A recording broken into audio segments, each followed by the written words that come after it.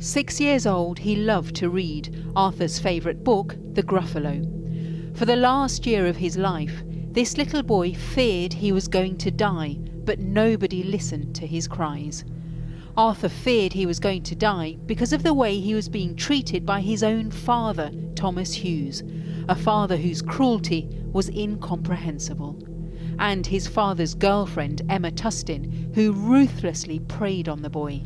Together, they were accused of torturing Arthur to death. And yet, in the aftermath of the murder, they were filmed blaming the boy himself for his own injuries. He's banged himself off the radiator, he's hit me, he's kicked me in the process of me trying to get him back on the thinking step. He's then gone on all fours on the floor and I've told him to get up. They're wicked, evil. There's no word for them, especially your own child, who you've got a duty of care to protect. Arthur never had a bed. Hughes and Tustin had CCTV in the house so they could keep an eye on him. This footage is a difficult watch. It shows Arthur waking up on the day of his death, his frail body so weak after months of abuse he could barely lift his duvet.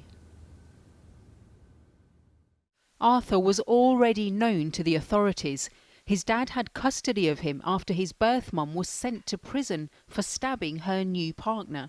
His maternal grandma thought Arthur would be safe with his dad, but says Hughes cut her out. They cut off contact from everyone. You know, and Arthur, you know, we loved him to bits.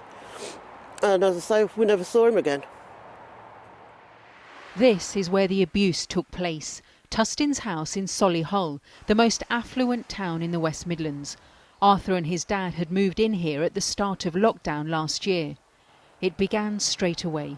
He suffered degrading and dehumanising treatment, assaulted, starved of food and water, made to stand in isolation in the hallway for up to 14 hours a day.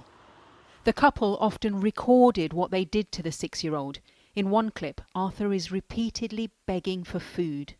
In another, he says over and over, "Nobody loves me." The details of what happened here are harrowing. The jury heard that anything went at this house of horror with impunity. The torture took place behind the closed door, and yet the family were part of the wider community. Arthur went to a local school. The police knew of the family. Social services knew of the little boy. In fact, they'd visited him before his death. Despite all this contact with all these authorities, Arthur was tortured over several months without anybody noticing.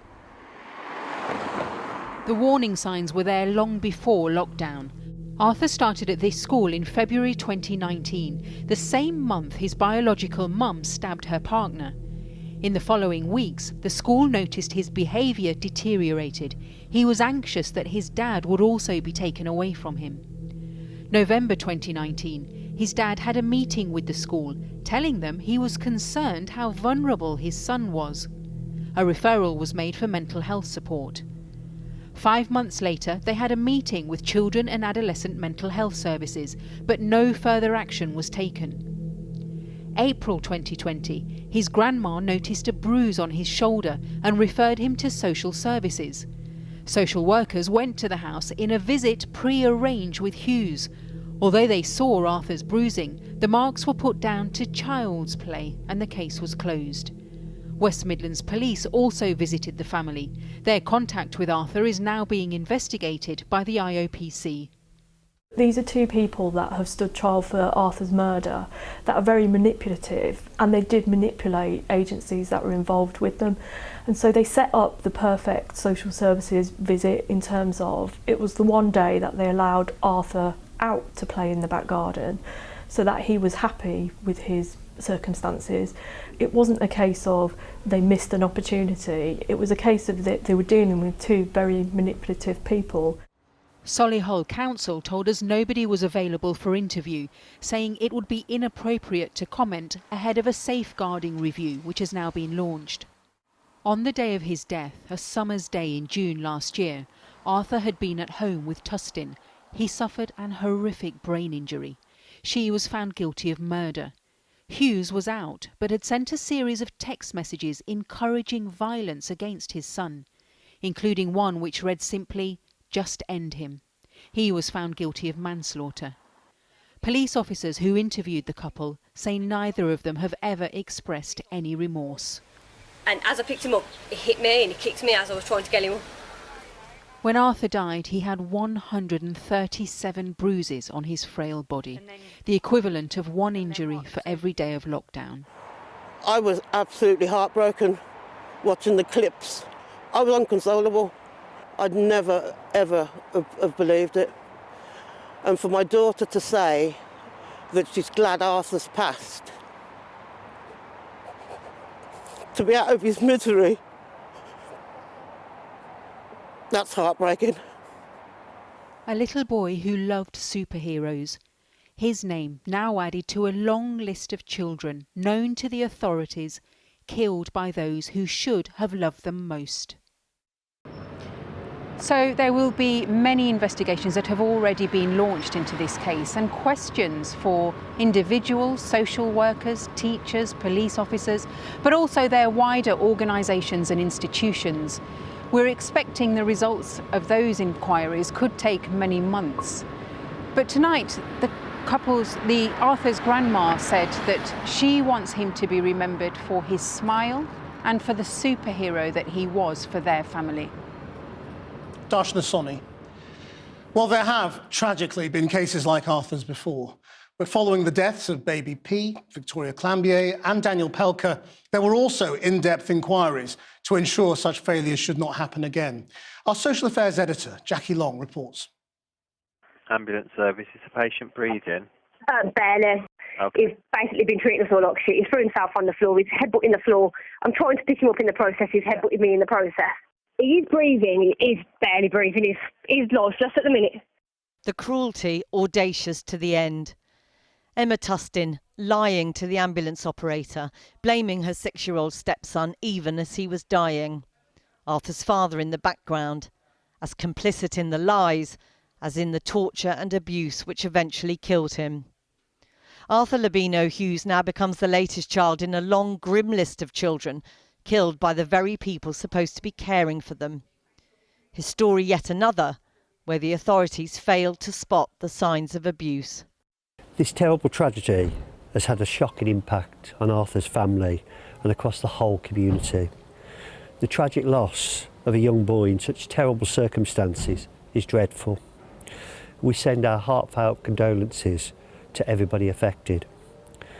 The circumstances around the death will be now subject of independent review, the local child safeguarding practice review, and clearly it would be inappropriate for the partnership to comment ahead of the findings of this review. There have been no shortages of reviews into the lives of children beaten, starved, abused, all known to services at one point in their lives. Kyra Ishak, Victoria Clambier, Peter Connolly, Hamza Khan, Daniel Pelker, Aisha Jane Smith, and now Arthur. One of the most striking features of Victoria's case, however, it's been almost 20 years since the Laming Review followed the death of 8-year-old Victoria Clambier, tortured and murdered by her great-aunt. It would, it was promised, mark an enduring turning point in ensuring proper protection of children in this country. That social services, schools and police would all work together to make sure abuse was not missed. Yet this case too will now look at the familiar question: who failed to spot the signs? Well, it's a shocking case on a number of levels. It's shocking because it's a real tragedy that a little boy has died at the hands of his parents and carers when he didn't need to. It's shocking because we should have probably spotted this beforehand. It's shocking because clearly some people knew about how difficult life was for Arthur and didn't shout out, didn't say. And it's shocking because it's happened and it's going to happen again. The lockdown has exacerbated situations for children like this, and they're behind closed doors. They're invisible children. Arthur's father and stepmother will be sentenced tomorrow. It will take many months before any review will establish what more could have been done to save a little boy who literally cried out, "No one loves me," though nobody seemed to hear. Jackie Long reporting. Well, joining us now is Helen Westerman, who you saw in that report. She's head of local campaigns of the National Society for the Prevention of Cruelty to Children. Helen Westerman, so many people seem to have known that this was happening.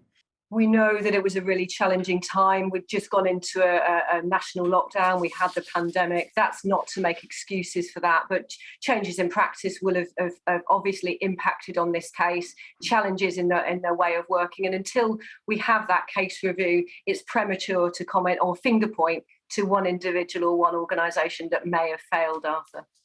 But, I mean, you are involved in the National Society for the Prevention of Cruelty to Children. There surely must be a way through this. I mean, neighbours knew, the local authority knew, I think maybe even your agency knew, but nothing happened.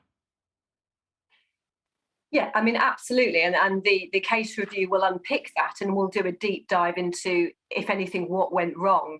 And it is down to all of us to be responsible for protecting children in our community. Safeguarding is everybody's responsibility. And it does seem as though Arthur's case was flagged and obviously things were missed, but the case review will uncover that and give us a comprehensive account of, if anything, what went wrong. To what extent do you think actually this little boy was in part a victim of the lockdown? Well, unfortunately, we at the NSPCC know that lockdown did affect children and families. We had an increase of 23% of calls to our helpline from concerned members of the public about child welfare. And indeed, the Department of Education reported that there had been a 19% increase in the numbers of children who had been seriously harmed or killed as a result of abuse and neglect or suspected abuse and neglect during the last year, and a higher proportion of that during the first lockdown. So we know for some children where home isn't that safe space, there was an increased vulnerability. Do you think perhaps there is a message here that we must all in every community, be more wary of the children around us? Most definitely. I mean, it's up to everybody to look out for children in our communities. And at the time of the first lockdown, when children were out of school, children weren't necessarily seeing their usual forms of help and support. Actually, for the community to rally around and identify when children were struggling, or indeed when families are struggling, we certainly heard that from an increased callers to our helpline. It is everyone's responsibility to protect children in our communities. Helen Westerman, thank you very much indeed for talking to us.